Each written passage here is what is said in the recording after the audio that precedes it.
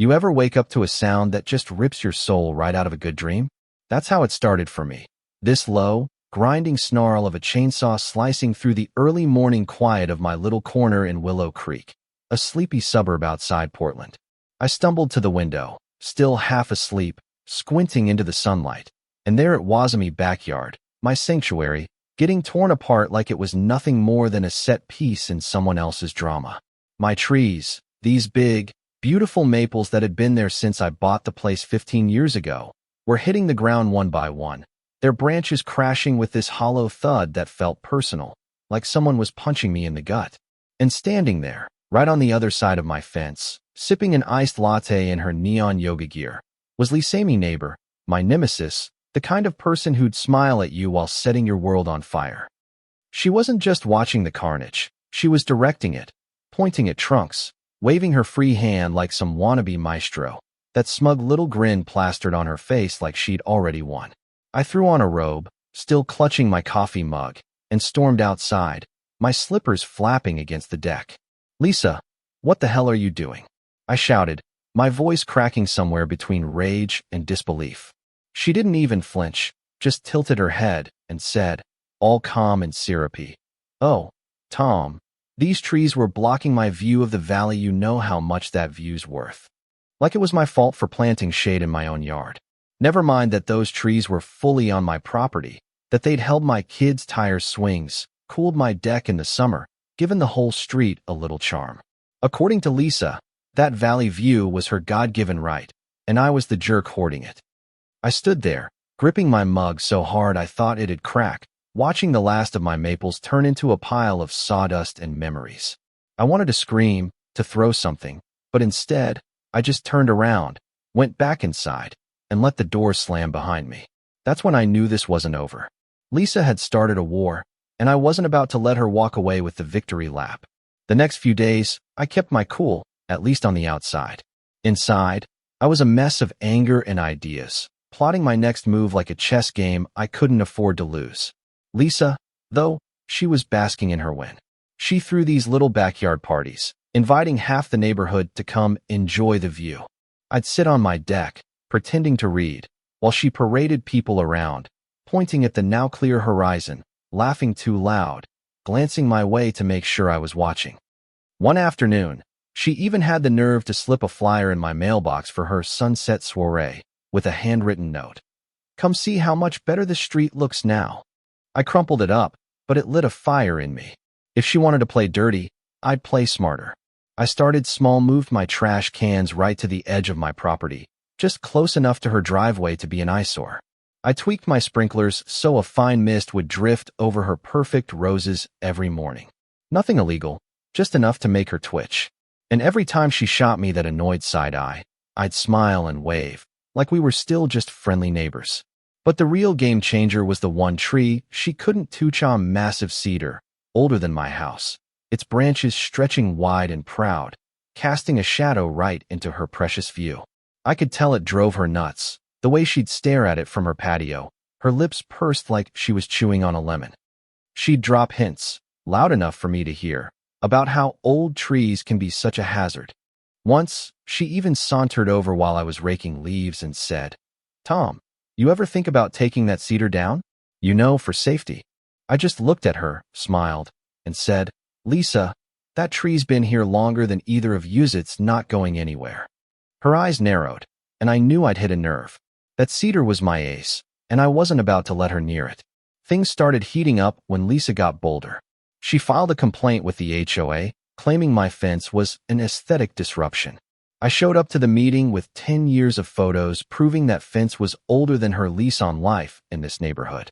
The board shut her down, and I caught the tiniest crack in her smug facade. But she didn't stop.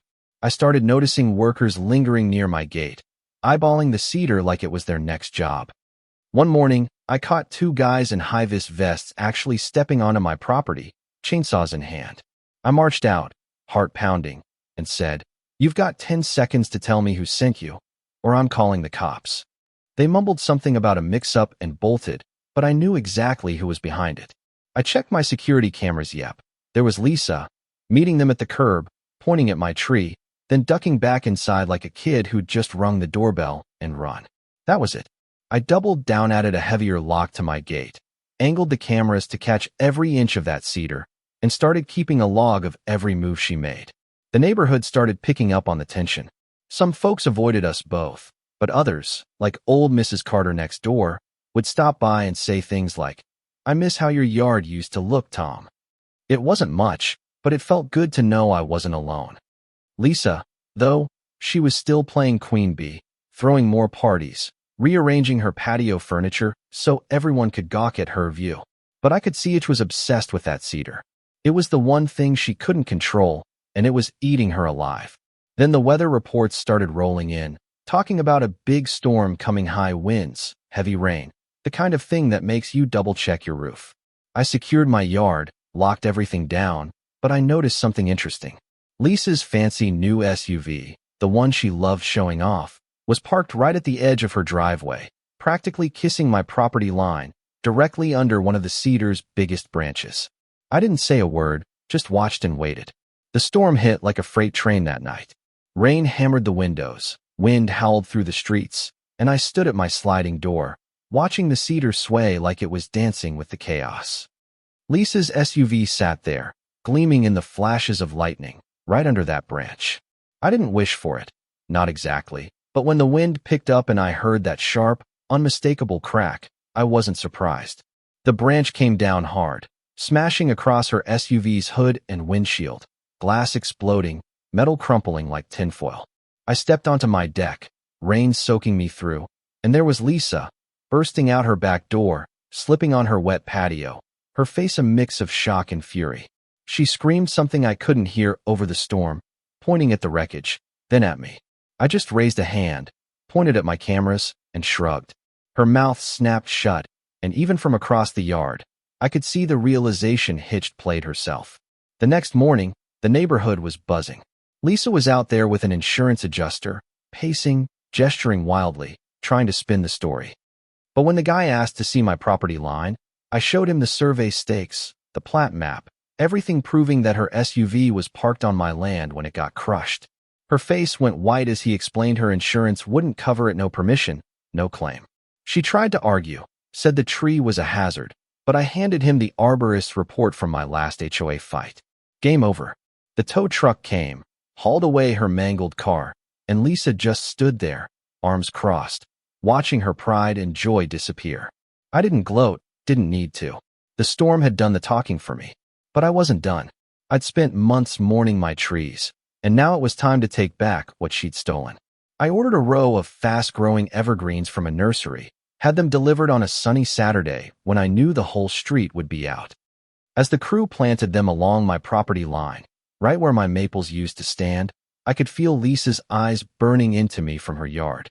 Those trees went up tall, thick, and green, already starting to block her precious view. Neighbors stopped by, complimenting the new look, saying how nice it was to see some shade coming back. Lisa didn't say a word, just stood there, watering her flowers a little too aggressively. By dusk, my yard was transformed, a living wall that promised to grow taller and denser every year. I sat on my deck that night, sipping iced tea, watching the sunset filter through my new trees. Lisa's patio was quiet, her pergola empty, her view gone for good. These days, things are calm again. Lisa's still around, but the parties have stopped, and she keeps her head down when she passes my place. The evergreens are thriving, and the cedar still stands, minus one branch, but as stubborn as ever. I don't know if she's planning her next move, but I'm ready if she is. Sometimes I sit under that cedar and think about how this all started with her chainsaws, her smug grin, her need to control everything. I didn't have to stoop to her level to win. I just had to wait, stay smart, and let her own arrogance do the rest. It's funny how life works out sometimes, how the things you think you've won can turn on you when you least expect it. So what do you think? Was I wrong to play the long game, to let nature and patience handle Lisa's mess? Or should I have confronted her head on, made a bigger scene? Drop a comment. Tell me your take. Have you ever had a neighbor like this, or a feud that got out of hand? Let's hear it, because I'm betting we've all got a story or two about the Lisas of the world.